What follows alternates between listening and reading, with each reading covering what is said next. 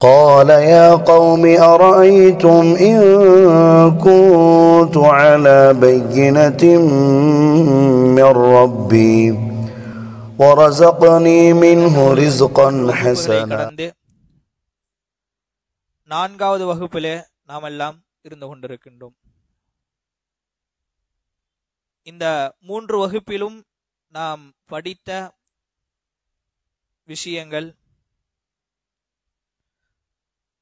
நம்முடைய தொழுகை சீராக இருக்க வேண்டும் என்றால் அதற்கு இந்த விஷயங்களை கடைபிடிக்க வேண்டும் என்பதை குறித்துதான் 3 வாரங்களாக பார்த்து வருகின்றோம்.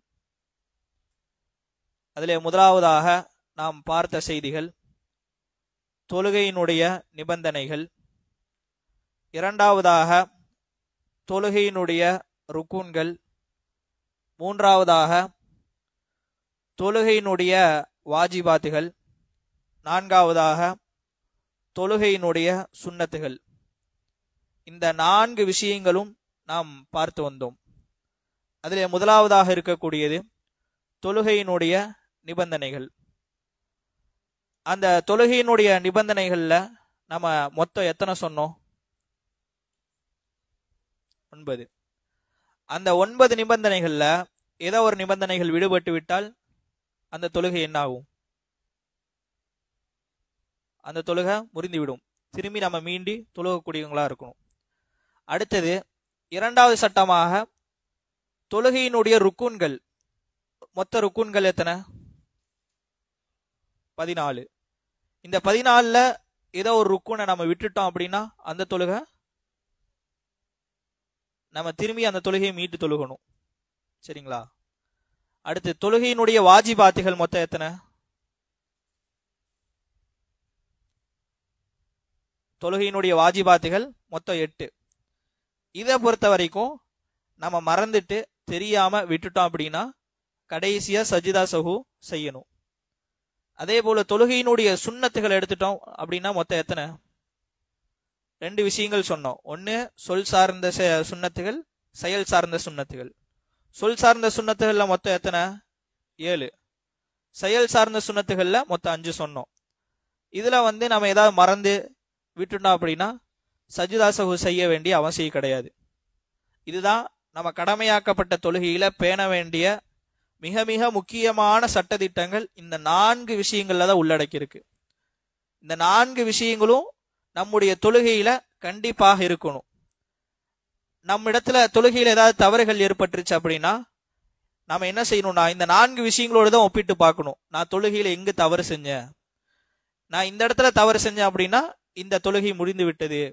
அப்ப இந்த 4 விஷயங்களோடு நம்ம ஒப்பிட்டு பார்க்கும் பொழுதுதான் நம்முடைய தொழுகை சரியான முறையில இருக்கின்றதா என்பதை நம்மால பார்க்க முடியும்.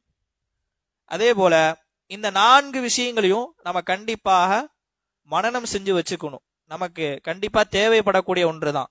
அதனால அதை என்ன செய்யுங்க, அதை சொல்லப்பட்டிருக்கக்கூடிய அந்த செய்திகள், அந்த ஹதீஸ்களை நீங்க மனனம் செய்யாட்டினாலும் அந்த தொழுகையினுடைய நிபந்தனைகள் மொத்தம் எத்தனை அப்படின்றத மனனம் செஞ்சுக்கோங்க. அந்த 9 விஷயங்களையும் மனனம் செஞ்சுக்கோங்க. அதே போல எந்தெந்த விஷயங்கள் 8 விஷயங்கள் இருக்கா அந்த 8 விஷயங்களும் மனனம் செஞ்சுக்கோங்க. அதுல இருக்கக்கூடிய ஆதாரங்களை மனனம் செய்யாட்டி பரவாயில்ல. இந்த விஷயங்களை மனனம் செஞ்சுட்டோம் அப்படின்னா நமக்கு தொழுகையில சந்தேகம் ஏற்பட்டால் நம்ம என்ன செய்யலாம், உடனடியாக நாம் அதை தீர்வு காணுவதற்கு இந்த 4 விஷயங்கள்லாம் தேவைப்படும். அன்பார்ந்த எல்லாம் அல்ல அல்லாஹ்வின் நல்லடியார்களே, அடுத்ததாக இன்றைக்கு நாம் பார்க்கக்கூடிய விஷயம் என்ன அப்படின்னா தொழுகையை முறிக்கக்கூடிய காரியங்கள். எதுவெல்லாம் தொழுகையை முறிக்கும் அப்படின்றத குறித்து தான் இன்னைக்கு நம்ம பார்க்க இருக்கிறோம். இது மொத்தம் 15 விஷயங்கள் இருக்குது. தொழுகையை முறிக்கக்கூடிய காரியங்கள் மொத்தம் 15 விஷயங்கள் இருக்குது. அதுல முதலாவது ஒது முறிந்துருச்சு அப்படின்னா தொழுகை முறிந்து விடும். ஏன் அப்படின்னா அதாவது தொழுகைக்கு மிக முக்கியமான தேவையான ஒன்றுல என்னது? ஒதுவாக இருக்குது. அந்த ஒது தொழுகையினுடைய நிபந்தனைகள்ல ஒன்று. அந்த தொழுகையினுடைய நிபந்தனைகளை நம்ம பார்த்தோம். அத்தஹாரத்து மினன் நஜாசா, நஜீஸ்களில் இருந்து தூய்மையாக இருக்க வேண்டும். அதாவது நம்முடைய உடல் தூய்மை இருக்க வேண்டும், நம்முடைய ஆடை தூய்மையாக இருக்க வேண்டும், இடம் தூய்மையாக இருக்க வேண்டும். அப்ப நம்ம தொழுகைக்கு முன்னால வரும் பொழுது நம்முடைய உடலை தூய்மை செய்து விட்டு தான் வர்றோம். அதுதான் ஒது. நம்ம உது செய்து விட்டு தான் நம்ம என்ன செய்யறோம், தொழுகைக்காக வர்றோம். அதே போல சிறுதொடக்கு பெருதொடக்கு ஏற்பட்டு விட்டது என்று சொன்னால், அது சிறுதொடக்கு ஏற்பட்டு விட்டால் உடனடியாக உது செய்து விட்டு தான் வர வேண்டும். அப்போ உது என்பது தொழுகையினுடைய மிக முக்கியமான நிபந்தனைகள்ல ஒன்று. உது சரியான முறையில இல்ல அப்படின்னா, உதுவை நம்ம சரியான முறையில செய்யல, நம்முடைய கைய முழங்கைய சரியான முறையில கழுகல, அல்லது நம்முடைய காலை சரியான முறையில கழுகல, நம்முடைய முகங்களை சரியான முறையில கழுகல அப்படின்னா அந்த தொழுகை ஏற்றுக்கொள்ளப்படாது. ஏன் அப்படின்னா தொழுகையினுடைய நிபந்தனைகளை ஒன்றுதான் இந்த உதுவாக இருக்குது. அப்ப அந்த உது முறிந்து விட்டால் நம்முடைய தொழுகையும் முறிந்து விடக்கூடிய ஒன்றாக இருக்குது. இதுதான் முதலாவது விஷயம். இப்ப இந்த உது முறியக்கூடிய காரியங்கள் என்ன அப்படின்னு சொல்லியும் அதுக்கு தனியா பட்டியல் போட்டு சொல்றாங்க. உது முறியக்கூடிய காரியங்கள் என்ன அப்படின்னு பார்க்கும் பொழுது அதுல 6 விஷயங்களை குறிப்பிடுறாங்க. இந்த 6 விஷயங்கள் ஏற்பட்டு விட்டால் உடனடியாக நாம் உது செய்ய வேண்டும். அதுல முதலாவதாக குறிப்பிடும் பொழுது, முன்பின் துவாரங்களிலிருந்து எது வெளிப்பட்டாலும் உது செய்ய வேண்டும். அதாவது முன் துவாரத்திலிருந்து சிறுநீர் வெளிப்பட்டாலோ, அல்லது இந்திரியம் வெளிப்பட்டாலோ, அல்லது இச்சை நீர் வெளிப்பட்டாலோ, அல்லது பின் துவாரத்திலிருந்து மலம் வெளிப்பட்டாலோ நாம் என்ன செய்ய வேண்டும், கண்டிப்பாக உது செய்வது கடமை. கண்டிப்பாக உது செய்தே ஆக வேண்டும். இந்த விஷயங்கள் எல்லாம் நம்முடைய உதுவை முறிக்கக்கூடியதாக இருக்கின்றது. முன் துவாரத்திலிருந்தும் பின் துவாரத்திலிருந்தும் எது வெளிப்பட்டாலும் நாம் உது செய்வது கடமையாக இருக்குது. அல்லாஹு தாலா திருமறையில சொல்லி காட்டுகின்றான். 4வது அத்தியாயத்தினுடைய 43வது வசனத்தில் அல்லாஹ் சொல்லி காட்டும் பொழுது, அவு ஜாஹதும் மின்கும் மினல் காயிதி, உங்களில் ஒருவருக்கு மலம் வந்து விட்டது என்று சொன்னால் நீங்கள் என்ன செய்யுங்க, அதை மலம் ஜலம் கழித்து விட்டு உது செய்து விட்டு வாருங்கள், உங்களை தூய்மைப்படுத்திக் கொள்ளுங்கள் என்பதாக அல்லாஹு தாலா அந்த வசனத்துல சொல்லி காட்டுறான். இப்ப நம்ம தொழுகைக்காக தயாராகி தொழுகையில வந்து நிற்கிறோம். இப்ப தொழுகையில வந்து நிற்கும் பொழுது நமக்கு ஒரு சில நேரங்கள்ல சந்தேகம் ஏற்படும். எனக்கு வந்து காத்து பிரிஞ்சிருச்சா இல்லையா அப்படின்ற சந்தேகம் ஏற்படும். அப்படி சந்தேகம் ஏற்படும் பொழுது அந்த நேரத்துல என்ன செய்யணும், தொழுகையை முறிச்சிட்டு போயிடணுமா? சந்தேகம் ஏற்பட்டுருச்சு அப்படின்னா தொழுகையை முறிக்க கூடாது. உறுதியா எனக்கு தெரியும், எனக்கு வந்து இப்ப காத்து வெளிப்பட்டுருச்சு அப்படின்னா, உறுதியா எனக்கு தெரிஞ்சிருச்சு அப்படின்னா நான் என்ன செய்யணும், உடனடியாக நான் உது செய்ய வேண்டும். நபிகள் நாயகம் ஸல்லல்லாஹு அலைஹி வஸல்லம் அவர்கள் சொல்லி காட்டும் பொழுது நபி ஸல்லல்லாஹு அலைஹி வஸல்லம் கேட்கறாங்க சஹாபாக்கள், கால சுஇல அனி தஷ்பீஹி ஃபிஸ் ஸலா, தொழுகையில காத்து முறிவதை குறித்து அல்லாஹ்வின் தூதரத்துல கேட்கறாங்க. எங்களுக்கு காத்து முறியக்கூடிய அந்த விஷயத்துல சந்தேகம் ஏற்படுது, அந்த நேரத்துல நாங்க என்ன செய்யணும் அப்படின்னு சொல்லி அல்லாஹ்வின் தூதரத்துல கேட்கும் பொழுது அல்லாஹ்வின் தூதர் சொல்றாங்க, ஃபகால லா யன்சரிஃபு, நீங்கள் தொழுகையை முறித்து விட வேண்டாம். நீங்க தொழுகையில நின்று இருக்கும் போது உங்களுக்கு சந்தேகம் ஏற்பட்டுருச்சு அப்படின்னா நீங்க தொழுகையை முறித்து விட வேண்டாம். ஹத்தா யஸ்மா சௌத்தன், அதாவது அந்த காத்து பிரியக்கூடிய அந்த சப்தம் உங்களுக்கு கேட்காத வரைக்கும் நீங்க தொழுகையை முறிக்க வேண்டாம். அடுத்ததாக சொல்லி காட்டுகின்றார்கள், அவ் ஏஜித ரீஹன், அந்த கெட்ட வாடை உங்களுக்கு வரும் வரை நீங்கள் தொழுகையை முறிக்க வேண்டாம். சப்தம் கேட்டுவிட்டாலோ அப்படி இல்லை என்று சொன்னால் அந்த வாடை அந்த துர்நாற்றம் வீசிவிட்டால் நம்ம என்ன செய்துக்கணும், உறுதி செஞ்சுக்கணும், எனக்கு இப்ப காத்து வெளியேறி விட்டது, அதனால நான் இப்ப உது செய்ய வேண்டும் என்பதாக நாம் உறுதி செய்து கொள்ள வேண்டும். இந்த செய்தி இப்னு மாஜாவுல 507வது செய்தியாக பதிவு செய்யப்படக்கூடியதாக இருக்குது.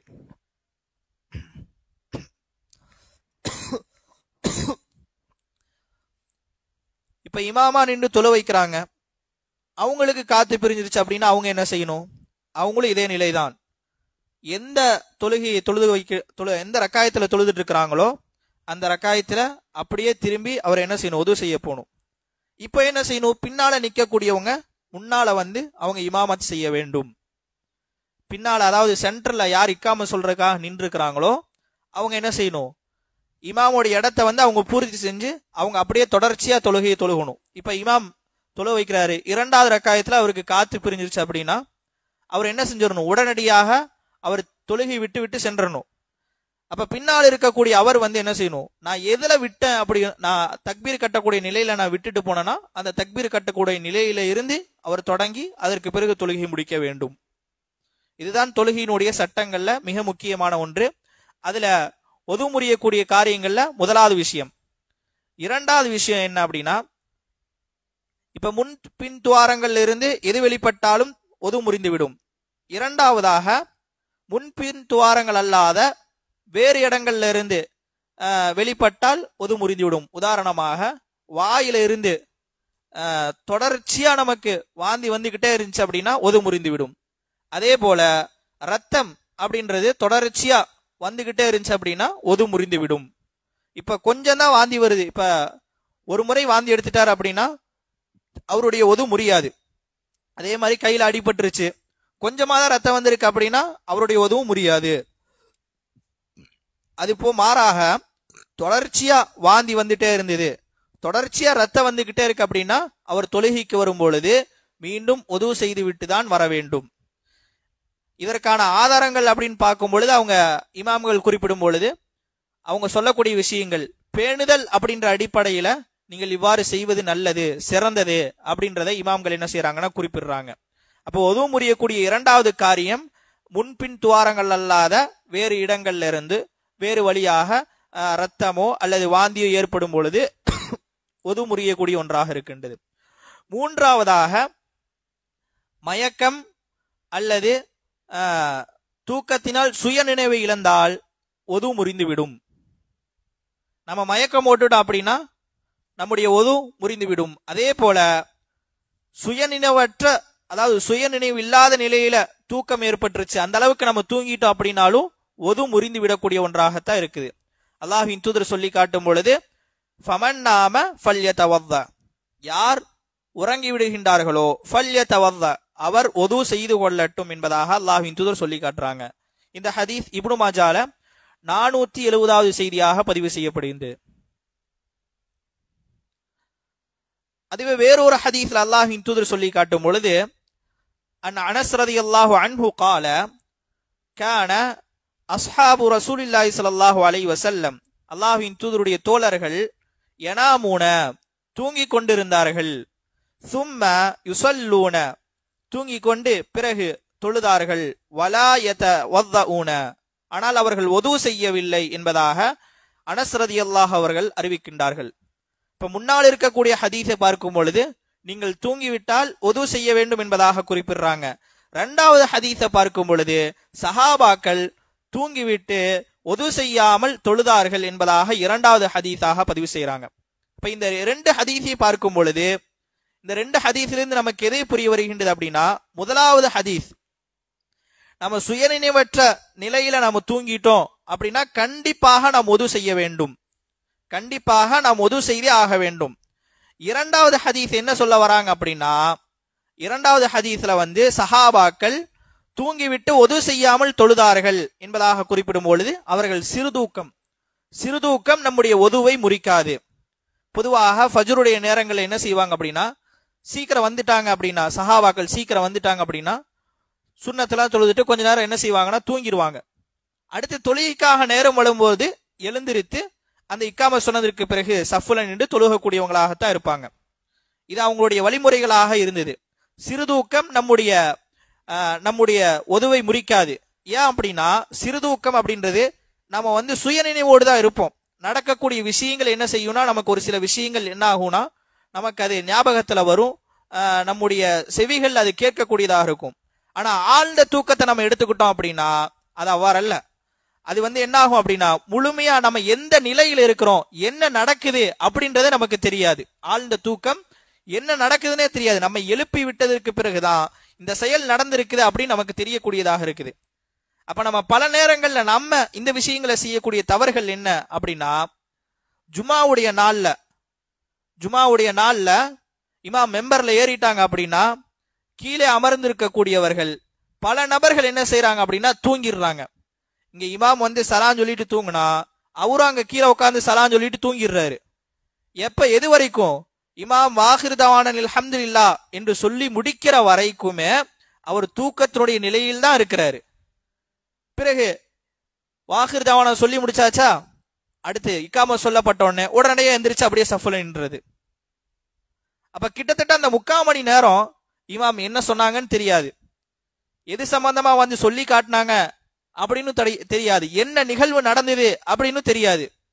ஆனா என்ன செஞ்சிருவாங்க, ஒது செய்யாம உடனடியாக அப்படியே சஃபுல நின்றது. இப்படி நின்றோட்டோம் அப்படின்னா அந்த தொழுகை என்ன ஆக்கப்படும், ஏற்றுக்கொள்ளப்படாது. அதே போல ஜுமாவில் கடைபிடிக்க வேண்டிய மிக முக்கியமான ஒழுக்கங்கள்ல என்னன்னா, இமாம் என்ன சொல்றாங்களோ அதை கேட்பதுதான் ஜுமாவுடைய மிக முக்கியமான சிறப்புகள்ல ஒன்று. அதை நாம் கேட்பது அது நமக்கு மிகப்பெரிய ஒரு சிறப்பை ஏற்படுத்தி தரக்கூடிய ஒன்றாக இருக்கின்றது. எந்த அளவுக்கு அல்லாஹ்வின் தூதர் சொல்லி காட்டுகிறாங்க அப்படின்னா, ஜுமாவுல நீங்கள் பக்கத்தில் இருக்கக்கூடியவங்கள்ட்ட நீங்க அமைதியா இருங்க அப்படின்னு கூட சொல்லக்கூடாது என்பதாக அல்லாஹ்வின் தூதர் சொல்லி காட்டுறாங்க. வீணான காரியங்கள்ல முழுமையாக ஈடுபடாதீங்க அப்படின்னு அல்லாஹ்வின் தூதர் சொல்லி காட்டுறாங்க. ஜுமாவை அந்த அளவுக்கு அல்லாஹ்வின் தூதர் வலியுறுத்துகின்றார்கள். அப்படிப்பட்ட அந்த ஜுமாவுடைய நாள்ல நம்ம பல நபர்கள் என்ன செஞ்சிடறாங்க, வந்த உடனே தூங்கிடுறாங்க. ஏதோ ஒரு நாள் தூங்கினா பிரச்சனை கிடையாது, வாரம் ஜுமாவுக்கு வரும் பொழுது தூங்கி விடுகின்றார்கள். தூங்கிட்டு அப்படியே சஃபுல நிக்கிறது. அப்படி நின்றோம்னா நம்முடைய தொழுகை ஏற்றுக்கொள்ளப்படாது. நாம் மீண்டும் ஒது செய்து விட்டு தான் தொழுகைக்கு நிற்க வேண்டும். அதே போல இந்த தூக்கத்தை நம்ம எடுத்துட்டோம் அப்படின்னா, ஒரு சபைக்கு நம்ம அமரும் பொழுது அல்லாஹ்வின் தூதரை பற்றியும் அல்லாஹ்வை பற்றியும் பேசப்படக்கூடிய ஒரு சபையில நம்ம அமர்றோம் அப்படின்னா, அந்த சபையில கண்டிப்பாக நம்ம ஒழுக்கங்களை பேணணும். அந்த ஒழுக்கங்கள்ல ஒன்று என்னன்னா, தூங்காம இருக்கணும். அல்லாஹ்வின் தூதர் அப்படித்தான் சொல்லி தந்திருக்கிறாங்க. நம்ம வேறு சபைகளுக்கு எல்லாம் போயிட்டோம் அப்படின்னா, அல்லாஹ்வின் தூதரை பற்றியும் அல்லாஹ்வை பற்றியும் பேசாத வேறு சபைகளுக்கு போகும் பொழுது அந்த சபைகள்ல நமக்கு தூக்கம் வர்றது கிடையாது. ஆனா அல்லாஹ்வை பற்றியும் அவனுடைய தூதரை பற்றியும் பேசப்படக்கூடிய சபைகள்ல வரும் பொழுது என்ன ஆகுது, ஆழ்ந்த தூக்கம் வருகின்றது. ஆழ்ந்த தூக்கம் வருது. அது சபையினுடைய ஒழுக்கங்கள்ல ஒன்று அல்ல. சபை சீர்களுக்கு, அதாவது சபையினுடைய ஒழுக்கமற்ற செயலாக இருக்குது. சபையினுடைய ஒழுக்கமற்ற செயலாக இருக்கின்றது. அதே போல ஜுமாவிலும் அதே போலதான். ஜுமாவிலும் தூங்காமல் இருக்க வேண்டும். நம்மால் தூக்கம் வந்துருச்சு அப்படின்னா எந்த அளவுக்கு நம்மள கட்டுப்படுத்த முடியுமோ அந்த அளவுக்கு நாம் கட்டுப்படுத்தி ஆக வேண்டும். தூங்காமல் இருக்க வேண்டும். அப்பொழுதுதான் அந்த ஜுமாவுடைய முழுமையான கூலியை நம்மால் பெற்றுக்கொள்ள முடியும். ஜுமாவுடைய கூலியை நாம் பெற்றுக்கொள்ள முடியும். அடுத்து நான்காவது செய்தியாக, ஒதுவை முறிக்கக்கூடிய நான்காவது விஷயமாக, நம்முடைய மறைவிடத்தை எந்த ஒரு திரையும் இல்லாம தொட்டுட்டோம் அப்படின்னா ஒது முறிந்து விடும். நம்முடைய மறைவிடங்களை எந்த ஒரு திரையும் இல்லாம, அதாவது ஆடை இல்லாம நம்முடைய கரங்களால நம்ம தொட்டுட்டோம் அப்படின்னா ஒது முறியக்கூடிய ஒன்றாகத்தான் இருக்குது. அல்லாஹ்வின் தூதர் சொல்லி காட்டும் பொழுது, மன் மஸ்ஸ தக்கரஹு ஃபல்யதவத்தா, யார் அவருடைய மறைவிடத்தை அவர் தொட்டுட்டாரோ ஃபல்யதவத்தா, அவர் ஒது செய்து கொள்ளட்டும். இது அபூதாவுதுல 154வது செய்தியாக பதிவு செய்யப்படுகின்றது. இப்ப நம்ம ஆடை அணிஞ்சிருக்கிறோம். ஆடை அணிந்த நிலையில நம்ம நம்முடைய மறைவிடத்தை தொட்டுட்டோம் அப்படின்னா ஒது முறியுமா? ஒது முறியாது. ஆடை இல்லாத நிலையில நம்ம தொட்டோம்னா தான் ஒது முறியக்கூடியதாக இருக்கின்றது.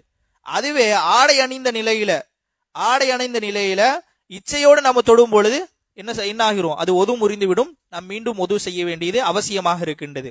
அப்ப ஒதுவை முறிக்கக்கூடிய நான்காவது காரியம் மறைவிடத்தை தொடுவது. மறைவிடத்தை தொட்டுட்டாங்க அப்படின்னா ஒது செய்ய வேண்டும். ஐந்தாவது காரியமாக அல்லாஹ்வின் தூதர் சொல்லி காட்டும் பொழுது, ஒட்டக கறியை சாப்பிட்டாங்க அப்படின்னா அவர்களுக்கு ஒது முறிந்து விடும். அவர்கள் ஒது செய்து விட்டு தான் தொழுக வேண்டும். அல்லாஹ்வின் தூதரிடத்துல கேட்கப்படுகின்றது, வசுஇல ஸல்லல்லாஹு அலைஹி வஸல்லம் அனில் உதூஇ மினல் லுஹூமில் இபில், ஒட்டக கறி சாப்பிட்டதற்கு பிறகு ஒது செய்யணுமா அப்படின்னு சொல்லி அல்லாஹ்வின் தூதரிடத்துல கேட்கும் பொழுது அல்லாஹ்வின் தூதர் சொல்றாங்க, ஃபகால தவவ்வஅ மின்ஹு, அவர் ஒது செய்து கொள்ளட்டும் என்பதாக அல்லாஹ்வின் தூதர் சொல்லி காட்டுறாங்க. இந்த ஹதீஸ் அஹமதுல 19,961 செய்தியாக பதிவு செய்யறாங்க. அப்ப ஒட்டக கறி சாப்பிட்டால் ஒது முறியக்கூடியதாக இருக்கின்றது. கண்டிப்பாக அவர் ஒது செய்து விட்டு தான் தொழுக வேண்டும். அதுவே மற்ற இறைச்சிகள் சாப்பிடும் பொழுது பிரச்சனை கிடையாது. மற்ற ஆட்டிறைச்சியோ மாட்டிறைச்சியோ மற்ற இறைச்சிகள் சாப்பிட்டோம்னா பிரச்சனை கிடையாது, ஒது முறியாது. ஆனா ஒட்டகம் சாப்பிடும் பொழுது அல்லாஹ்வின் தூதர் என்ன செஞ்சிருக்காங்கன்னா, நீங்க ஒது செய்து விட்டு வாங்க அப்படின்றத அல்லாஹ்வின் தூதர் சொல்லி இருக்கிறாங்க. ஆனா அதற்கான காரணம் எது, ஏன் ஒது செய்யணும், அதற்கான பின்னணி என்ன அப்படின்றத ஹதீஸ்ல பார்க்கும் பொழுது அல்லாஹ்வின் தூதர் சொல்லல. ஆனா அல்லாஹ்வின் தூதர் இடத்துல சஹாபாக்கள் கேட்கும் பொழுது, ஆமா நீங்க ஒது செய்யணும் என்பதாக அல்லாஹ்வின் தூதர் சொல்லிவிட்டு அதோடு முடித்துக் கொண்டார்கள். அடுத்ததாக ஆறாவது செய்தியாக, இஸ்லாமை விட்டு ஒருவர் வெளியேறி விட்டார்கள் என்று சொன்னால் அவருக்கு என்னாகும், ஒது முறிந்துவிடும். அல்லாஹு தஆலா திருமறையில சொல்லி காட்டுகின்றான், வமை யக்ஃபுர் பில் ஈமானி ஃபகத் ஹபித அமலுஹு, யார் ஒருவர் ஈமானை மறுத்தவராக ஈமானை நிராகரித்தவர்களாக இருக்கிறாங்களோ, ஃபகத் ஹபித அமலுஹு, அவருடைய அமல்கள் எல்லாம் அழிந்துவிடும். அப்ப ஒது செய்யறார் அப்படின்னா அந்த ஒதுவும் அழிந்து விடக்கூடிய ஒன்றாக இருக்கின்றது. அந்த ஒதுவும் இஸ்லாத்தை விட்டு வெளியேறிட்டார் அப்படின்னா அவருடைய ஒது முறிந்து விடக்கூடிய ஒன்றாக இருக்கின்றது. அப்ப ஒது முறியக்கூடிய காரியங்கள் 6 விஷயங்கள். தொழுகை முறிக்கக்கூடிய காரியங்கள்ல முதலாவது ஒது இருக்க வேண்டும். அந்த ஒது எதுவெல்லாம் முறிக்கக்கூடிய காரியங்களாக இருக்குது அப்படின்றது உண்டான விஷயங்கள் தான் இந்த 6வது பார்த்து இருக்கிறோம். இரண்டாவதாக தொழுகை முறிக்கக்கூடிய 2வது காரியங்கள் என்ன அப்படின்னா சப்தம் வரும்படி சிரிப்பது. தொழுகையில நம்ம சிரிச்சிட்டோம் அப்படின்னா நம்முடைய தொழுகை பாதிப்பை ஏற்படுத்தக்கூடிய ஒன்றாக இருக்குது. இப்போ ஒருத்தர் ரொம்ப சப்தமா சிரிச்சிட்டார் அப்படின்னா தொழுகை முறிஞ்சிரும். மற்ற நிலைகள்ல சப்தம் இல்லாம கொஞ்சமா லைட்டா சிரிச்சார் அப்படின்னா அவருடைய தொழுகை முறியாது. ஆனா சப்தமா சிரிப்பது அப்படின்றது தொழுகை முறிக்கக்கூடிய காரியங்கள். ஏன் அப்படின்னா இந்த சப்தமாக சிரிப்பதை குறித்து சொல்லும் பொழுது இமாம்கள் இது நம்ம எப்படி பேசுறோமோ அதுக்கு சமமான ஒன்றாக இருக்குது. நம்ம எப்படி அதாவது நம்ம பக்கத்துல தொழுகையாளிகள்கிட்ட பேசும்பொழுது எப்படி தொழுகை முறியுமோ அதே போலதான் சப்தமாக சிரிப்பதும் தொழுகை முறிக்கக்கூடிய ஒன்றாக இருக்கின்றது என்பதாக 2வது விஷயமாக சொல்லி காட்டுறாங்க. 3வதாக தொழுகையில பேசுவது என்னாகின்றது தொழுகை முறிக்கக்கூடிய ஒன்றாக இருக்கின்றது. சஹாபாக்கள் என்ன செஞ்சிருக்காங்க அப்படின்னா ஆரம்ப காலத்துல தொழுகை கடமையாக்கப்பட்ட ஆரம்ப காலத்துல என்ன செய்வாங்க, பக்கத்துல சஃப்ல நிக்கக்கூடியவங்கள்ட்ட பேசக்கூடியவங்களாக இருந்திருக்கிறாங்க. அவங்களுடைய தேவைகள் என்ன இருந்தாலும் தொழுகை நேரத்துல பேசுவாங்க.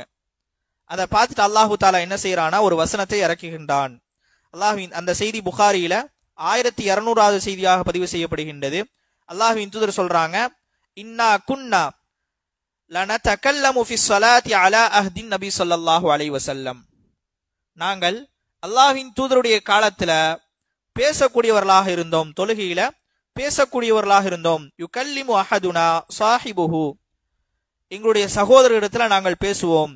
பிஹாஜத்தின், எங்களுடைய தேவைகள் ஏதாவது இருந்தது அப்படின்னா நாங்கள் அவர்களிடத்துல அந்த தேவையை சொல்லி பேசக்கூடியவங்களாக இருந்தோம். அந்த இடத்துல அல்லாஹு தாலா என்ன செய்கின்றான், ஹத்தா நஸலத், வசனத்தை இறக்குகின்றான். ஹாஃபிது அலா ஸலவாத்தி வஸ்ஸலாத்தில் உஸ்தா, நீங்கள் நடுத்தொழுகையை பேணிக் கொள்ளுங்கள் என்பதாக அல்லாஹு தாலா அந்த வசனத்தில் சொல்லி காட்டுகின்றான். வகூமு லில்லாஹி கானிதீன், நீங்கள் நிற்கும் பொழுது அல்லாஹுக்கு முழுமையாக பணிந்தவர்களாக அச்சமுள்ளவர்களாக பயந்தவர்களாக நிற்க வேண்டும் என்பதாக அல்லாஹு தாலா அந்த வசனத்தை இறக்கியதற்கு பிறகு ஃபஉமிர்னா பிஸ்ஸுகூத், நாங்கள் அமைதியாக இருப்பதற்கு கட்டளையிடப்பட்டோம். அதற்கு பிறகு நாங்கள் அமைதியாக இருந்தோம் என்பதாக சஹாபாக்களை குறித்து அல்லாஹ்வின் தூதர் சொல்லி காட்டுறாங்க. அப்ப அந்த தொழுகை அந்த வசனத்தை குறித்து பார்க்கும் பொழுது அல்லாஹு தாலா ஹாஃபிது அலா ஸலவாத், உங்களுடைய நடு தொழுகையை பேணிக் கொள்ளுங்கள் என்பதாக அந்த வசனத்துல சொல்றான்.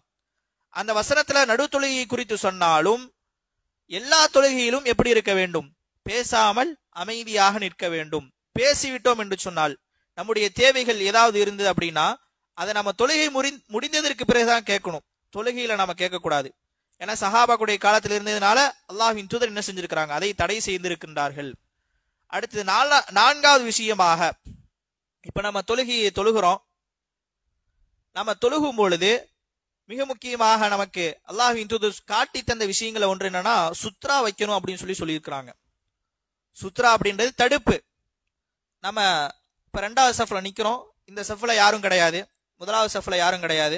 இப்ப அங்கிருந்து ஒருத்தர் இங்க நிக்கணும், அவர் என்ன செய்வாருன்னா நம்மை தாண்டி தான் வருவாரு. நம்முடைய தொழுகை பாதிக்காமல் இருக்கணும் அப்படின்னா அதற்கு நம்ம செய்ய வேண்டியது அந்த சஃப்புக்கு முன்னாடி சுத்ராவை ஏற்படுத்தணும், ஒரு தடுப்பை நம்ம வைக்கணும். அந்த தடுப்பு வச்சு தொழுவது நமக்கு இஸ்லாம் மிக மிக வலியுறுத்தி சொல்லி இருக்கின்றது, மிக மிக வலியுறுத்தி சொல்லக்கூடிய ஒன்றாகத்தான் இருக்குது. அப்படி நம்ம அந்த சுத்ரா வைக்காம நம்ம தொழுகும் பொழுது பருவம் அடைந்த பெண் அந்த தொழுகையின் போது கடந்து சென்றுட்டாங்க அப்படின்னா, அல்லது கழுதை நீங்கள் தொழுகக்கூடிய அந்த இடத்துல கடந்து சென்றுச்சு அப்படின்னா, அல்லது கருப்பு நாய் கடந்து சென்றுச்சு அப்படின்னா நம்முடைய தொழுகை முறிந்துவிடும், நம்முடைய தொழுகை முறிந்துவிடக்கூடிய ஒன்றாக இருக்கின்றது. அப்ப 3 நபர்கள், அதாவது பருவம் அடைந்த பெண் நம்முடைய தொழுகைக்கு நடுவுல நடந்து போயிட்டாங்க, அல்லது கழுதை நாம் தொழுகக்கூடிய இடத்துல கடந்து சென்றுச்சு, அல்லது கருப்பு நாய் கடந்து சென்றால் நம்முடைய தொழுகை முறிந்துவிடும். என அல்லாஹ்வின் தூதர் சொல்லி காட்டும் பொழுது முஸ்லிம்ல 510வது ஹதீஸாக பதிவு செய்யறாங்க. 510வது ஹதீஸாக பதிவு செய்யும் பொழுது அபூதர் ரலியல்லாஹு அன்ஹு அவர்கள் அறிவிக்கின்றார்கள், அல்லாஹ் சஹாபாக்களிடத்துல சொல்றாங்க, உங்களுடைய தொழுகையில நீங்கள் சுத்ராவை ஏற்படுத்தி கொள்ளுங்கள். ஏனென்றால் அந்த சுத்ரா உங்களுடைய தொழுகை என்னாக்கும், அந்த உங்களுடைய தொழுகை பாதுகாக்கக்கூடிய ஒன்றாக இருக்கின்றது. யாராவது கடந்து சென்றாங்கன்னா அது பிரச்சனை கிடையாது, ஏன்னா சுத்ரா இருக்கிறதுனால பிரச்சனை கிடையாது, அவங்க கடந்து சென்று கொள்ளலாம். அப்படி சுத்ராவை ஏற்படுத்தி கொள்ளுங்கள். அப்படி சுத்ரா இல்லை என்று சொன்னால் உங்களிடத்துல, அதாவது வயது பருவமடைந்த பெண்களோ அல்லது கழுதையோ அல்லது கருப்பு நாயோ கடந்து சென்றால் உங்களுடைய தொழுகை முறிந்துவிடும், உங்களுடைய தொழுகை முறிந்துவிடும் என்பதாக ஒரு நபித்தோழரிடத்துல அபூதர் ரலியல்லாஹு அன்ஹு அவர்கள் சொல்லி காட்டுறாங்க. அப்ப அந்த நபித்தோழர் அபூதர் ரலியல்லாஹு அன்ஹு கேட்கறாங்க, நீங்க கருப்பு நாய் அப்படின்னு சொல்லி குறிப்பிடுறீங்க, அந்த நாய்கள்ல பல வகையான இருக்குது, அதாவது மஞ்சள் நாய் இருக்குது, அல்லது வேற ஏதாவது சாம்பல் கலர்ல நாய் இருக்குது, இப்படிப்பட்ட நாய்கள்லாம் இருக்கும் பொழுது ஏன் நீங்க கருப்பு நாயை மட்டும் குறிப்பிட்டு சொல்றீங்க அப்படின்னு சொல்லி அந்த நபித்தோழர் அபூதர் ரலியல்லாஹு அன்ஹு கேட்கறாங்க. அப்ப அபூதர் ரலியல்லாஹு அன்ஹு சொன்னாங்க, ஏன்னா அது ஷைத்தானாக இருக்குது, அந்த கருப்பு நாய் அப்படின்றது ஷைத்தானாக இருக்குது, அதனால அந்த தொழுகைக்கு இடையில அந்த நாய் வந்துருச்சு அப்படின்னா நம்முடைய தொழுகை முறிந்து விடக்கூடிய ஒன்றாக இருக்குது அப்படின்னு சொல்லி அபூதர் ரலியல்லாஹு அன்ஹு சொன்னாங்க. இப்ப 4வது விஷயமாக பருவமடைந்த பெண், கழுதை, கருப்பு நாய், இந்த 3 விஷயங்களும் நம்முடைய தொழுகைக்கு மத்தியில கடந்து சென்றுச்சு அப்படின்னா நம்முடைய தொழுகை முறிந்து விடக்கூடிய ஒன்றாக இருக்குது. அடுத்தது 5வதாக, வேண்டுமென்று நம்முடைய மறைவிடங்கள்ல இருக்கக்கூடிய அந்த ஆடையை நம்ம அகற்றிட்டோம் அப்படின்னா, நம்முடைய மறைவிடங்கள் தெரியும்படி நம்ம செஞ்சிட்டோம் அப்படின்னா அதுவும் நம்முடைய ஒதுவை முறிக்கக்கூடியதாக இருக்குது, நம்முடைய தொழுகையை முறித்துவிடும், ஒதுவையும் முறித்துவிடும், தொழுகையும் முறித்துவிடும். எது வரைக்கும் மறைக்கணும் அப்படின்னு சொல்லி நமக்கு சொல்லி இருக்கிறாங்களோ அது வரைக்கும் கண்டிப்பாக நாம் ஒது செய்யும் பொழுது மறைத்திருக்க வேண்டும், தொழுகையிலும் மறைத்திருக்கணும். அப்படி மறைக்காம நம்ம வேண்டும் என்று தெரியாம ஆடை விலகிருச்சு அப்படின்னா பிரச்சனை கிடையாது, வேண்டும் என்றே ஒரு நபர் செஞ்சாங்க அப்படின்னா அவர்களுடைய தொழுகை என்பது முறிந்து விடக்கூடிய ஒன்றாகத்தான் இருக்குது. அடுத்தது 6வது செய்தியாக குறிப்பிடுறாங்க, கிப்லா திசையை மட்டும்தான் நோக்கி தொழுக வேண்டும், கிப்லா திசை அல்லாத வேறு திசைகளில் தொழுகும் பொழுது அவர்களுடைய தொழுகையும் முறிந்து விடக்கூடிய ஒன்றாக இருக்குது. இப்ப பயணத்துல இருக்கிறோம், இப்ப கிப்லா திசை எப்படி கண்டுபிடிப்பது அப்படின்னு நமக்கு தெரியல. இன்றைக்கு நம்ம கண்டுபிடிச்சிடலாம், அதற்கான பல வசதிகள் நம்ம இடத்துல இருக்குது, நம்ம இடத்துல போன் இருக்குது, அந்த போன் எடுத்து பார்த்தோம்னாவே கிப்லா எந்த திசையில இருக்குது அப்படின்றதுக்கு அந்த போன் நமக்கு காட்டக்கூடியதாக இருக்குது. இருந்தாலும் நமக்கு தெரியல, எப்படி கண்டுபிடிக்கிறது அப்படின்னு தெரியல. இப்ப என்ன செஞ்சுக்கலாம், நமக்கு எந்த திசையில பார்த்து தொழுக முடியுமோ அந்த திசையில பார்த்து தொழுதுக்கலாம். ஆனா நமக்கு எல்லாம் தெரியும், நமக்கு கிப்லா திசை இந்த திசையில தான் இருக்குது, நம்ம இந்த சைடு தான் பார்த்து தொழுகணும் அப்படின்றது எல்லாமே நமக்கு தெரிஞ்சதற்கு பிறகும் கிப்லா திசை அல்லாத வேறு திசைகள்ல பார்த்து தொழுகும் பொழுது நம்முடைய தொழுகை முறிந்துவிடும், நம்முடைய தொழுகை ஏற்றுக்கொள்ளப்படாது. அடுத்து 7வது செய்தியாக, தொழுபவருடைய உடலிலோ அல்லது ஆடையிலோ அசுத்தம் ஏற்பட்டுருச்சு அப்படின்னா தொழுகை முறிந்துவிடும். அதாவது நம்முடைய உடல்ல நஜீஸ் ஏற்பட்டாலோ அல்லது நம்முடைய ஆடைகள்ல நஜீஸ் ஏற்பட்டாலோ தொழுகை முறிந்துவிடும், அவருடைய தொழுகை ஏற்றுக்கொள்ளப்படாது. இப்போ ஒருத்தர் அவருடைய உடல்ல நஜீஸ் ஏற்பட்டிருக்கிறது அவருக்கு தெரியாது, அதே போல ஆடையில நஜீஸ் ஏற்பட்டிருக்கிறதோ அவருக்கு தெரியாது, தெரியாத நிலையில வர்றாரு, தொழுதுட்டு அவர் போயிடுறாரு. இப்ப இவருடைய நிலை என்ன அப்படின்னா அவருக்கு என்ன செய்யப்படும், அந்த தொழுகை ஏற்றுக்கொள்ளப்படும். ஏன்னா அவருக்கு தெரியல எங்க நஜீஸ் பட்டிருக்கு, எப்ப பட்டுச்சு அப்படின்னு அவருக்கு தெரியல. தெரியாத நிலையில ஒருத்தர் தொழுதுனால அவருடைய தொழுகை என்ன ஆகாது, முறியாது. தெரிஞ்ச நிலையில ஒருத்தவர் தொழுகும் பொழுதுதான் என்ன ஆகும்னா அவருடைய தொழுகை முறிந்து விடக்கூடிய ஒன்றாக இருக்குது. அடுத்து 8வது செய்தியாக, தொழுகையினுடைய ருக்குன்களை ஏதோ ஒன்று விடுபட்டாலோ அல்லது ஷர்த்துக்கள்ல நிபந்தனைகள்ல ஏதோ ஒன்று விடுபட்டுருச்சு அப்படின்னா தொழுகை முழுமையாக முறிந்துவிடும். ருக்குன்கள் 14 ருக்குன்கள் நம்ம சொன்னோம், அந்த ருக்குன்கள்ல ஏதோ ஒன்று நம்ம விட்டுட்டோம் அப்படின்னா நம்முடைய தொழுகை முறிஞ்சுவிடும். அதே போல தொழுகையினுடைய நிபந்தனைகள் 9 சொன்னோம், அந்த 9ல ஏதோ ஒன்று விடுபட்டால் தொழுகை முறிந்து விடக்கூடிய ஒன்றாக இருக்குது. அடுத்து 9வது, தொழுகையில அல்லாஹ்வின் தூதர் என்ன செயல்களை செய்யணும் அப்படின்னு நமக்கு கற்றுக் கொடுத்தாங்களோ அதை மட்டும்தான் நாம் செய்ய வேண்டும். அதை தவிர வேறு செயல்களிலே ஈடுபடும் பொழுது தொழுகை முறிந்துவிடக்கூடிய ஒன்றாக இருக்குது.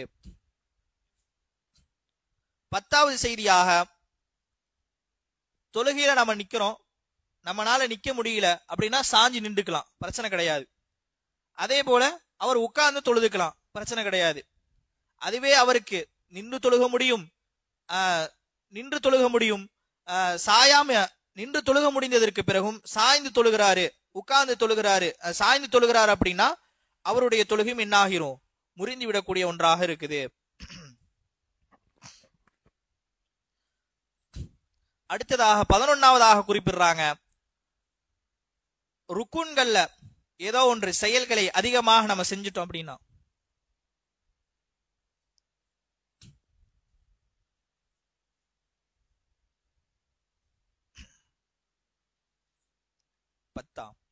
அதாவது தகுந்த காரணம் இல்லாம சாஞ்சு தொழுதோம் அப்படின்னா நம்முடைய தொழுகை முறிந்துவிடும்.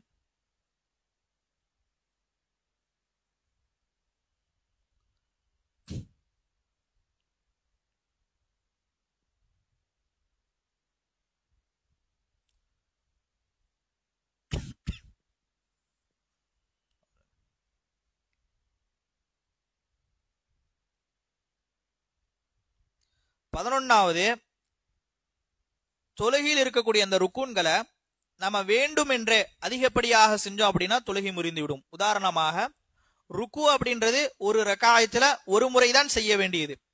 சஜிதா அப்படின்றது ஒரு ரக்காயத்துல 2 முறைதான் செய்ய வேண்டும். அதை 3 முறை செய்வதோ அல்லது ருக்குவை 2 முறை செய்வதோ அவருடைய தொழுகை முறித்து விடக்கூடிய ஒன்றாக இருக்குது.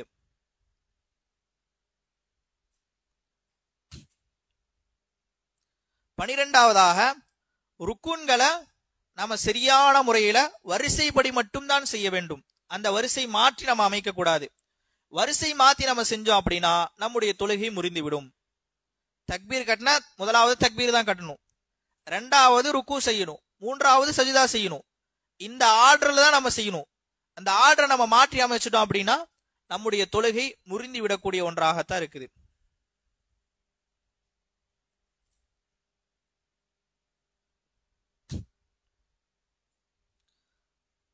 13வதாக, தொழுகை முடிப்பதற்கு முன்னால், அதாவது இமாம் சலாம் சொல்றதுக்கு முன்னால பின்னால் இருக்கக்கூடிய மக்மூம்கள், அதாவது பின்னால் இருக்கக்கூடிய மக்கள் இமாமுக்கு முன்னாலே சலாம் கொடுத்துட்டாங்க அப்படின்னா அவருடைய தொழுகை முறிந்துவிடும். இமாம் ஃபர்ஸ்ட் ரைட் சைடு சலாம் கொடுக்கிறாரு அப்படின்னா நீங்க என்ன செய்யணும், உடனடியா ரைட் சைடு கொடுத்துடக்கூடாது. அவர் லெஃப்ட் சைடு கொடுக்கும் பொழுதுதான் நீங்க ரைட் சைடு திரும்பணும். அதற்கு பிறகுதான் நீங்க லெஃப்ட் சைடு செய்யணும். சரிங்களா? அதற்கு முன்னா, அதாவது இமாமோடி சேர்ந்து செஞ்சாலும் பிரச்சனை கிடையாது. இருந்தாலும் இப்படி செய்வது சிறந்தது. அதுவே இமாமுக்கு முன்னால முந்திக்கிட்டு நம்ம போனோம் அப்படின்னா அந்த தொழுகை என்ன ஆகிரும், முறிந்துவிடும். 14வதாக, மிக முக்கியமான ஒன்று, சூரத்துல் ஃபாத்திஹாவை தப்பில்லாம ஓதணும். அதாவது நம்ம ஓதும் பொழுது அர்த்தம் மாறிவிடக்கூடாது. நம்ம ஓதக்கூடிய வாசகங்கள் அர்த்தம் மாறிவிடக்கூடாது. அர்த்தம் மாறிடுச்சு அப்படின்னா நம்முடைய தொழுகை முறிந்துவிடும்.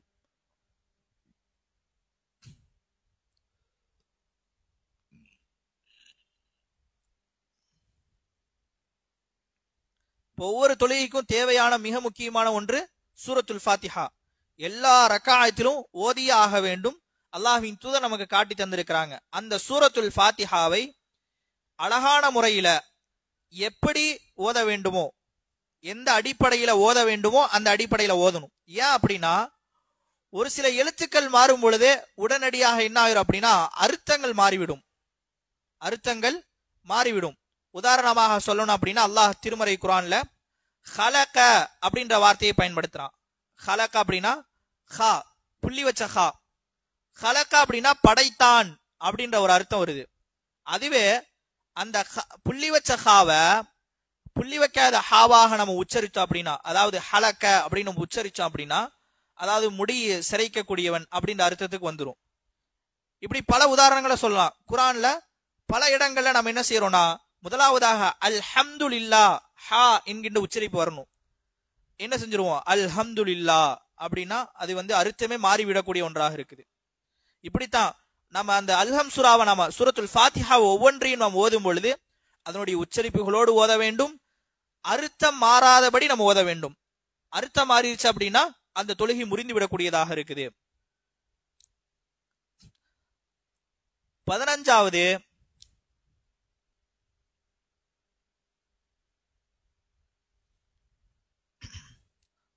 என்னன்னா, இப்ப நம்ம தொழுகையில நிக்கிறோம். தொழுகையில நிக்கும் பொழுது எந்த நியத்தோட நிக்கணும்? அல்லாஹுக்காக நான் தொழுகிறேன் அப்படின்னு நியத்தோட நிக்கணும். அந்த நியத் எது வரைக்கும் இருக்கணும்? தொழுகை முடிகிற வரைக்கும் இருக்கணும். இப்ப இடையிலேயே நான் தொழுகை முடிச்சிடலாம் அப்படின்ற ஒரு எண்ணம் எனக்கு ஏற்பட்டுருச்சு அப்படின்னா நான் என்னுடைய தொழுகை என்ன ஆகிரும்? முறிந்து விடும். அதாவது என்னுடைய தொழுகையை நான் முடிச்சுக்கிறேன் அப்படின்ற ஒரு 2 மனசோட தொழுகலாமா வேணாமா, தொழுகலாமா வேணாமா அப்படின்ற அந்த 2 மனசோட நம்ம நின்று தொழுதோம் அப்படின்னா அந்த தொழுகை முறிந்து விடும். நம்ம தொழுக ஆரம்பிச்சோம் அப்படின்னா முடிகிற வரைக்கும் என்ன நியத் இருக்கணும்? நான் தொழுது முடிக்க வேண்டும், அல்லாஹுக்காக நான் தொழுகிறேன் அப்படின்ற அந்த நியத் முடிகிற வரைக்கும் இருக்கணும். அந்த முடிகிற வரைக்கும் இருந்தால்தான் நம்முடைய தொழுகை சீராகும். அப்படி இல்லை அப்படின்னா, நியத் சரியான முறையில இல்லை அப்படின்னா அந்த தொழுகை முறிந்து விடும். அதே போல நம்ம தொழுகைக்காக வரும்பொழுதும் நியத்தோடு தான் வர வேண்டும். தொழுகைக்கு நம்ம இப்ப வர்றோம் அப்படின்னா, ஒது செய்து விட்டு நம்ம வர்றோம் அப்படின்னா நம் நியத்தோடு தான் வர வேண்டும். நியத் இல்லாம ஏனோதான நம்ம தொழுகக்கூடாது. அந்த தொழுகையும் என்ன ஆகாது? சரியான முறையில் ஆகாது. தொழுகை முடிகிற வரைக்கும் நம்முடைய நியத் சரியான முறையில இருக்கணும். அல்லாஹுக்காக நான் தொழுகிறேன் அப்படின்றது முடிகிற வரைக்கும் இருக்கணும். இடையில நான் தொழுகையை முறிச்சிடலாமா வேணாமா அப்படின்ற எண்ணம் வந்துருச்சு அப்படின்னா அவருடைய தொழுகையும் முறிந்து விடக்கூடிய ஒன்றாக இருக்குது. அப்ப இந்த 15 காரியங்களும் நம்முடைய தொழுகை முறிக்கக்கூடிய ஒன்றாக இருக்குது. இந்த 15 காரியங்கள்ல ஏதோ ஒன்று நம்மள்ட்ட நிகழ்ந்துருச்சு அப்படின்னா நம்முடைய தொழுகை முறிந்து விடக்கூடிய ஒன்றாக இருக்குது. இன்னும் பல விஷயங்கள் இருக்குது. ஆனா இதுல மிக முக்கியமாக இந்த 15 விஷயங்களை என்ன செய்யறாங்கன்னா குறிப்பிட்டு சொல்றாங்க. இந்த 15 விஷயங்களை மிக குறிப்பிட்டு சொல்றாங்க. இந்த விஷயங்கள் வந்துருச்சு அப்படின்னா தொழுகை எல்லாம் முறிந்து விடும் என்பதாக குறிப்பிடுகின்றார்கள். அடுத்ததாக தொழுகையில வெறுக்கப்பட்ட செயல்கள் அப்படின்னு சொல்லி தனியாக அதை வரையறுத்து சொல்றாங்க. ஆனா இந்த வெறுக்கப்பட்ட செயல்களை பொறுத்த வரைக்கும் நம்ம தொழுகையில செஞ்சுட்டோம் அப்படின்னா குற்றம் பிடிக்கப்பட மாட்டோம். நம்ம செஞ்சோம்னா குற்றம் பிடிக்கப்பட மாட்டோம். ஆனா அந்த வெறுக்கப்பட்ட செயல்களை விட்டு நாம தவிர்ந்து சரியான முறையில் அல்லாஹுக்காக கட்டுப்பட்டு தவிர்ந்து செஞ்சோம் அப்படின்னா, செய்யாமல் இருந்தோம் அப்படின்னா முழுமையாக கூலி இருக்குது. செஞ்சோம் அப்படின்னா தண்டனை கிடையாது. ஆனா செய்யாமல் அல்லாஹுக்காக நம்ம இருந்தோம் அப்படின்னா அதற்கான கூலி இருக்கின்றது. வெறுக்கப்பட்ட காரியங்களை பொறுத்த வரைக்கும் அது ஒரு 12 விஷயங்களை குறிப்பிடுறாங்க.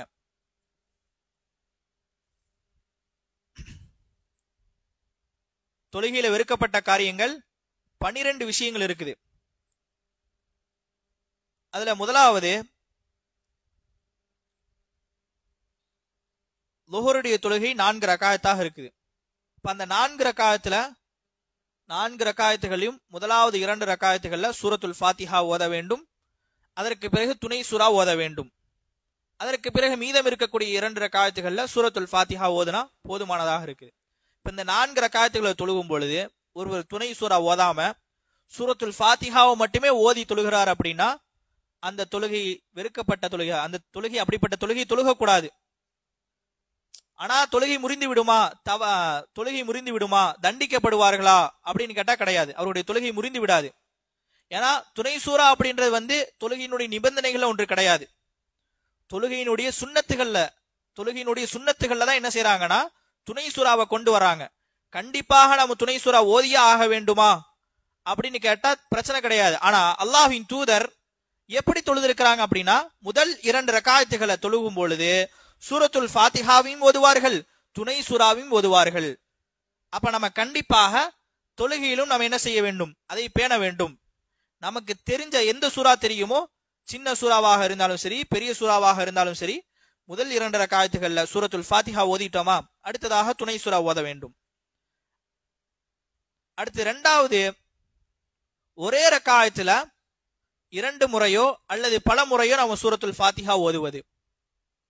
இது எப்ப ஏற்படும் அப்படின்னா தொழுகையில குழப்பம் வந்துட்டாதான் இந்த நிலை ஏற்படும். இப்ப முதலாவதாக நான் சூரத்துல் ஃபாத்திஹா ஓதுறேன். ஓதும் பொழுது இப்ப நான் எந்த வசனத்துல நான் விட்டேன் அப்படின்னு எனக்கு தெரியல. ஏதோ ஒரு முறை அப்படின்னா பிரச்சனை கிடையாது. டெய்லியும் வந்து தொழுகிறேன், டெய்லியும் இதே நிலைதான், எந்த இதுல விட்டேன் அப்படின்னு எனக்கு தெரியாது, மீண்டும் நான் திருப்பி ஃபர்ஸ்ட்ல இருந்து ஓதிட்டு திருப்பி வரேன், திருப்பி மறந்துடுது, திருப்பி ஃபர்ஸ்ட்ல இருந்து ஓதுறேன் அப்படின்னா அந்த தொழுகை என்ன ஆகாது? அந்த தொழுகையில வந்து வெறுக்கப்பட்ட ஒரு தொழுகையாக இருக்குது. அது வெறுக்கப்பட்ட தொழுகையாக இருக்குது. சூரத்துல் ஃபாத்திஹா ஒரு முறை தான் ஓத வேண்டும். ஏன்னா அல்லாஹ்வின் தூதர் ஒரு முறை தான் ஓதி காட்டியிருக்கின்றார்கள். ஒரு ரக்காயத்துக்கு ஒரு முறை தான் ஓதி ஆக வேண்டும். அடுத்ததாக அவசியம் இல்லாம, அதாவது தேவையில்லாம நம்ம அங்கேயும் இங்கேயும் தொழுகையில பார்க்க கூடாது. தொழுகையை பொறுத்த வரைக்கும் சுஜூதுடைய இடம் எந்த இடமாக இருக்குதோ, நம்ம எங்க சஜிதா செய்வோமோ அந்த இடத்தை தான் பார்க்கணும். அதை தவிர வேறு இடங்கள்ல நம்ம பார்க்க கூடாது, வேறு இடங்கள்ல பார்க்க கூடாது. ஆனா ஒரு சில நேரங்கள்ல நம்ம பார்த்து கொள்ளலாம், ஒரு சில நேரங்கள்ல பார்த்து கொள்ளலாம். அது வந்து அனுமதிக்கப்பட்டது. எப்படி அப்படின்னா அல்லாஹ்வின் தூதர் சொல்றாங்க, புகாரியில 751வது ஹதீஸாக பதிவு செய்யப்படுது. அல்லாஹ்வின் தூதரிடத்துல வந்து கேட்கப்படுது, இப்ப நம்ம தொழுகையில நிற்கும் பொழுது நம்ம ஒரே நினைவோடு நம்மளால நிக்க முடியாது, ஒரே நினைவோட நம்மளால நிக்க முடியாது. ஷைத்தான் என்ன செய்வான் அப்படின்னா நம்ம நிக்கவும் விட மாட்டான். நம்மளை எப்படியெல்லாம் வழிகெடுக்கணுமோ, எப்படியெல்லாம் வேறு சிந்தனையின் பக்கம் கொண்டு வரணும் அப்படின்னு இருக்குதோ அப்படியெல்லாம் என்ன செய்வானா ஷைத்தான் நம்மை வழிகெடுக்கக்கூடியவனாக இருப்பான். அப்ப அதை குறித்து அல்லாஹ்வின் தூதரிடத்துல கேட்கும் பொழுது அல்லாஹ்வின் தூதர் சொல்றாங்க, அது ஷைத்தானுடைய ஒரு ஊசலாட்டமாக இருக்குது. அந்த நேரத்துல நீங்க என்ன செஞ்சுக்கணும் அப்படின்னா, உங்களுடைய இடதுபுறத்துல 3 முறை துப்பிட்டு அவுது பில்லாஹி மினஷ் ஷைத்தானிர் ரஜீம் அப்படின்னு சொல்லுங்க அப்படின்னு சொல்லி அல்லாஹ்வின் தூதர் சொல்லி இருக்கிறாங்க. எதுக்காகனா அந்த ஷைத்தானுடைய ஊசலாட்டத்திலிருந்து நம்ம பாதுகாப்பு பெற வேண்டும் அப்படின்றதுக்காக இந்த செயலை செஞ்சிருக்கிறாங்க. அப்ப நம்ம இந்த சைடு திரும்பிக்கலாம். எப்ப இப்படிப்பட்ட நிலையில வரும்பொழுது திரும்பிக்கலாம். அதல்லாத வேற நிலைகள்ல வரும்பொழுது நம்ம அங்கேயும் இங்கேயும் திரும்புறது வந்து அப்படின்றது கூடாது. அதுவே இப்ப வந்து ஒருத்தர் தன்னுடைய குழந்தைய வந்து கூட்டிட்டு வந்திருக்காரு, வந்து தொழுகிறாரு.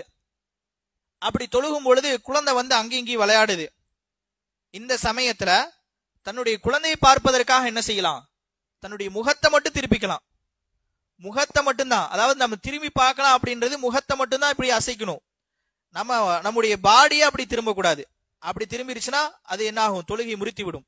முகத்தை மட்டும் அங்கேயும் இங்கேயும் பார்த்துட்டு என்ன ஆக்கப்படும், சரி ஓகே, அந்த முகத்தை மட்டும் திரும்பி பார்க்கறது இந்த தொழுகையில கூடும் என்பதாக என்ன செய்யறாங்கன்னா சொல்றாங்க. அடுத்ததாக 4வது விஷயமாக வெறுக்கப்பட்ட செயல்கள்ல 4வது விஷயம், தொழுகையில கண்ணை மூடிக்கொள்ளக்கூடாது. தொழுகையை பொறுத்த வரைக்கும் கண்ணை மூடி தொழுகக்கூடாது, அது வெறுக்கப்பட்ட ஒன்று. ஏன் கண்ணை மூடக்கூடாது, ஏன் கண்ணை மூடக்கூடாது? அது ஒரு காரணம்.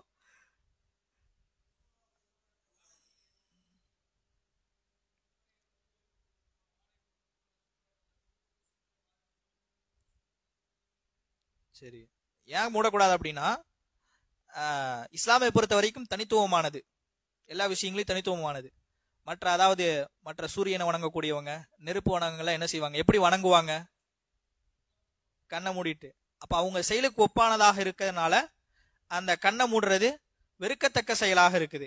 அப்ப நம்ம தொழுகையில கண்ணை மூடக்கூடாது, நம்ம தொழுகை கண்ணை திறந்துதான் இருக்கக்கூடியவங்களாக இருக்கணும். கண்ணை மூடிட்டா அப்படின்னா நம்ம தூங்கிட்டோன்னு அர்த்தம். 2வது விஷயம் தூங்கிட்டோன்னு அர்த்தம். அடுத்தது, சுஜூதுல 2 கைகளையும் எப்படி வைக்கணும், சஜிதாவுல இருக்கும்போது எப்படி வைக்கணும் 2 கைகளையும்? ஆனா கை எப்படி இப்படி உயர்ந்து இருக்கணும்.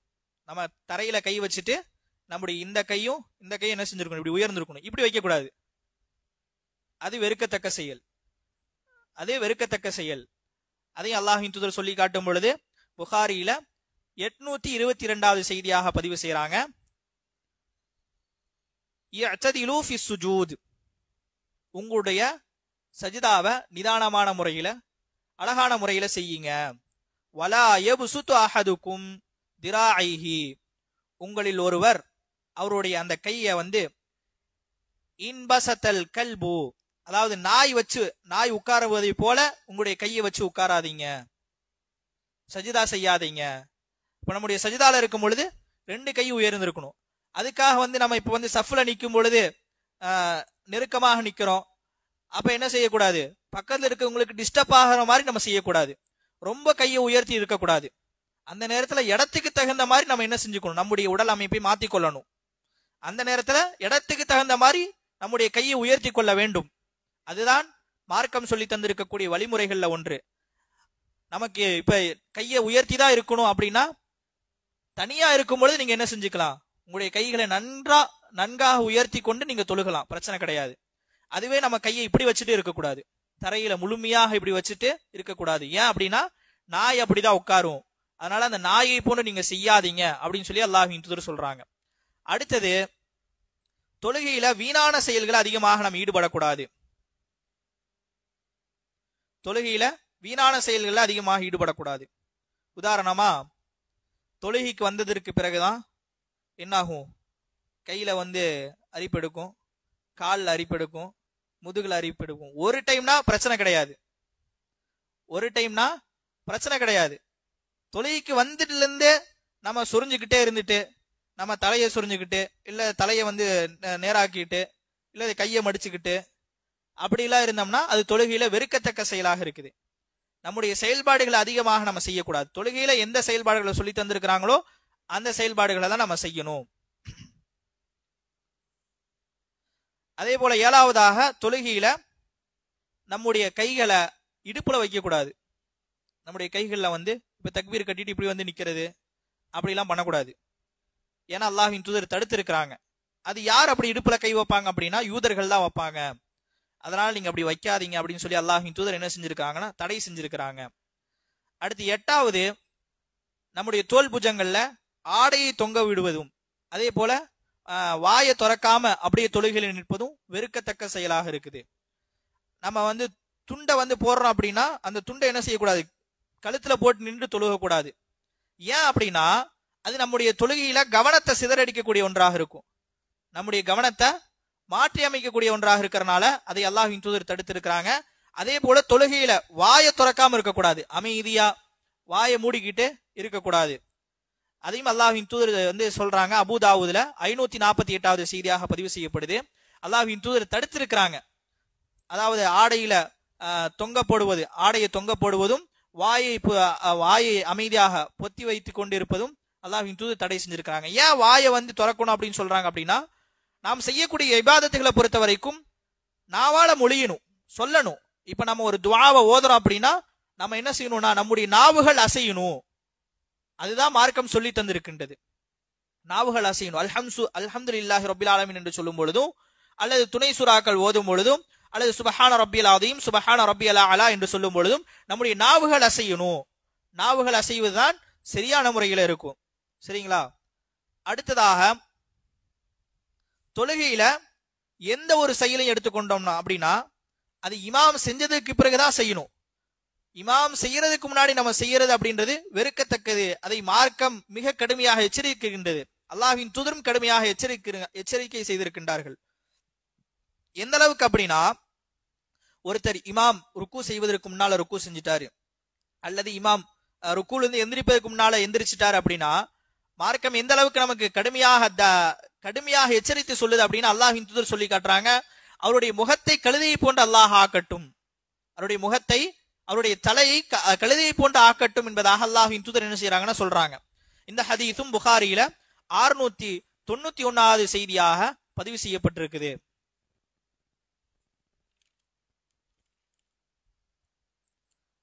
அடுத்தது, நம்ம இப்ப தொழுகைக்காக வந்துட்டோம், வாங்க சொன்னது உடனே தொழுகைக்காக வந்துட்டோம் அப்படின்னா அந்த காத்திருக்கக்கூடிய நேரங்களுக்கு தனியான சிறப்பை அல்லாஹ்வின் தூதர் சொல்லி இருக்கிறாங்க. என்ன சிறப்பு சொல்லி இருக்கிறாங்க? தொழுது நன்மை. அந்த நேரத்துல நம்முடைய 2 கைகளை வச்சு இப்படி வச்சுட்டு இப்படி பண்றது அப்படி பண்றது அல்லாஹ்வின் தூதர் வெறுக்கத்தக்க செயல் அப்படின்னு சொல்லி இருக்கிறாங்க. ஏன் அப்படி சொல்லியிருக்காங்க அப்படின்னா, தொழுகையில நம்ம எப்படி இருப்போம், எந்த செயலையும் செய்ய மாட்டோம். அப்ப நம்முடைய சிந்தனை மாறாமல் இருக்கணும் அப்படின்றதுக்காக மற்ற தேவையில்லாத விஷயங்களை நம்ம தொழுகையில செய்ய மாட்டோம். அப்ப நம்ம தொழுகைக்காக சீக்கிரம் வந்துட்டோம் அப்படின்னா, அப்படி வரும் பொழுது நம்ம அப்படி விளையாடுறதின் காரணமாக, அந்த கையை அப்படி பிணைப்பதின் காரணமாக நம்முடைய சிந்தனைகள் மாறும், நம்முடைய சிந்தனைகள் மாறிவிடும். அப்படி விளையாட்டு அப்படின்ற போக்குல போயிரும். அப்படின்றதுனால அல்லாஹ்வின் தூதர் என்ன செஞ்சிருக்காங்கன்னா இதை வெறுக்கத்தக்க செயல் அப்படின்னு சொல்லி குறிப்பிட்டிருக்கிறாங்க. இதுவும் ஹதீஸ்ல பதிவு செய்யப்பட்டிருக்கின்றது. திருமிதியில 352வது செய்தியாக பதிவு செய்யறாங்க. ஆனா தொழுகைக்கு பிறகு சலாம் கொடுத்துட்டாங்க அப்படின்னா தொழுகைக்கு பிறகு செஞ்சுக்கலாம், பிரச்சனை கிடையாது. இந்த விஷயங்கள்லாம் செய்வதன் மூலமாக நம்முடைய தொழுகை முறிந்து விடுமா அப்படின்னு கேட்டா முறிந்து விடாது. இதுவெல்லாம் வெறுக்கத்தக்க செயலாக அல்லாஹ்வின் தூதர் சொல்லி இருக்கிறாங்க. அதையெல்லாம் விட்டு தவிர்ந்திருப்பதின் காரணமாக நமக்கு என்ன ஆகும்? அல்லாஹ்விடத்துல கூலி கிடைக்கும். தண்டனைக்கு உட்பட்டவங்களாக மாற மாட்டோம், அல்லாஹ்விடத்துல கூலி கிடைக்கும் என்பதைத்தான் என்ன செய்யறாங்கன்னா இந்த செய்திகளின் மூலமாக சொல்லி தராங்க. 11வதாக இப்ப உணவு தயார் செய்யப்பட்டிருக்கக்கூடிய நிலையில வந்து தொழுகக்கூடாது. அதே போல மலம் ஜலம் வரக்கூடிய நிலையில வந்து தொழுகக்கூடாது. ஏன் அப்படின்னா அதுவெல்லாம் நம்முடைய சிந்தனைகளை மாற்றி விடக்கூடிய ஒன்றாக இருக்குது. இப்ப எனக்கு பசி இல்ல அப்படின்னா என்னுடைய வீட்டுல வந்து உணவு தயாராக இருக்குது, ஆனா எனக்கு பசி இல்ல அப்படின்னா அந்த நேரத்துல நான் வந்து தொழுதுக்கலாம். எனக்கு பசி எடுக்குது, கண்டிப்பாக நான் சாப்பிட்டே ஆகணும் அப்படின்ற நிலையில நான் இருக்கும் பொழுது அந்த நிலையில வந்து நான் தொழுகக்கூடாது. அந்த நிலையில நான் சாப்பிட்டு தான் வந்து தொழுகணும். அதே போல மலம் ஜலம் வந்து எனக்கு வந்து மிக அவசரமாக வருது அப்படின்னா அதை கழிச்சுட்டு தான் வந்து என்ன செய்யணும், நம்ம வந்து தொழுகணும். ஏன் அப்படின்னா நம்ம அந்த பசியை அடக்கிட்டோ அல்லது மலம் ஜலம் நம்ம அடக்கிட்டோ நம்ம தொழுகையில் நின்றா நம்முடைய சிந்தனை ஒரு சிந்தனையாக இருக்காது. நம்முடைய சிந்தனைகள் என்ன ஆகும்னா மாறிக்கிட்டே இருக்கும். உணவை பத்தி நம்ம சாப்பிடாம வந்துட்டோம்னா உணவு சிந்தனையாகவே இருக்கும். அதே போல மலம் ஜலம் அடக்கி கொண்டு வந்துட்டோம் அப்படின்னா அது எப்ப வரும், அதாவது அந்த அடக்கக்கூடிய அந்த இதே நம்முடைய சிந்தனையாக இருக்கும். அதனால அல்லாஹ்வின் தூதர் அதை தடை செஞ்சிருக்கிறாங்க. அதே போல 12வது விஷயமாக தொழுகும் பொழுது வானத்தை பார்ப்பது. தொழுகும்போது வானத்தை பார்ப்பது அப்படின்றது வெறுக்கத்தக்க செயலாக இருக்குது. இன்னைக்கு நம்ம தொழுகும் போது வானத்தை பார்க்கறது அப்படிப்பட்ட செயல்லாம் நம்மள்ட்ட கிடையாது, இருந்தாலும் குறிப்பிட்டு இருக்கிறாங்க. ஆனா ஒரு சிலர் இடத்துல இருக்கும். பெருநாள் தொழுகையில பார்க்கும் பொழுது இங்க கிடையாது, நான் வேற இடங்கள்ல சொல்றேன். பெருநாள் தொழுகையில பார்க்கும் பொழுது இமாம் தக்பீர் சொல்லும் பொழுது சில நபர்கள் என்ன செய்வாங்க அப்படின்னா அல்லாஹ் அக்பர் என்று அப்படின்னு சொல்லிட்டு என்ன செய்வாங்கன்னா வானத்தை பார்க்கக்கூடியவங்களா இருப்பாங்க. சிலர் இருக்கிறாங்க. அதனாலதான் மார்க்கம் என்ன செஞ்சிருக்குன்னா அப்படி செய்யக்கூடாது. நீங்க தொழுகையில எந்த இடத்தை பார்க்கணுமோ அந்த இடத்தை தான் பார்க்கணும் அப்படின்னு சொல்லி நமக்கு அல்லாஹ்வின் தூதர் சொல்லி காட்டுறாங்க. அப்ப இன்றைக்கு வந்து நம்ம பார்த்திருக்கக்கூடிய பாடங்களை பொறுத்த வரைக்கும் 2 பாடங்கள். ஒன்று தொழுகையை முறிக்கக்கூடிய காரியங்கள், அதுல வந்து 15 விஷயங்களை குறிப்பிட்டோம். தொழுகை முறிக்கக்கூடிய காரியங்கள்ல 15 விஷயங்களை நம்ம என்ன செஞ்சோம், முழுமையாக குறிப்பிட்டு இருக்கிறோம். 2வது தொழுகையில எதுவெல்லாம் வெறுக்கத்தக்க செயல், எதுவெல்லாம் வெறுக்கத்தக்க செயலாக இருக்குது அப்படின்றது 12 விஷயங்களை நம்ம குறிப்பிட்டு இருக்கிறோம். இந்த 12 விஷயங்களும் நம்ம என்ன செஞ்சுக்கணும், மனனம் செஞ்சுக்கணும். அதே போல இந்த 12 விஷயங்களும் நம்முடைய தொழுகையில பேண வேண்டும். சரிங்களா? இன்ஷா அல்லாஹ் இதோட இந்த வகுப்பை நம்ம என்ன செஞ்சுக்குவோம், நிறைவு செஞ்சுக்குவோம். நம்ம எதை கேட்டோமோ நம்முடைய வாழ்க்கையில அதை செயல்முறைப்படுத்தக்கூடியவர்களாக இருக்கணும். அதே போல அல்லாஹ் சுப்ஹானஹு வ தஆலா நமக்கு நிரப்பமான கூலியை தர வேண்டும். இப்படிப்பட்ட இந்த காலை நேரத்துல நம்முடைய நேரங்களை ஒதுக்கி அவனை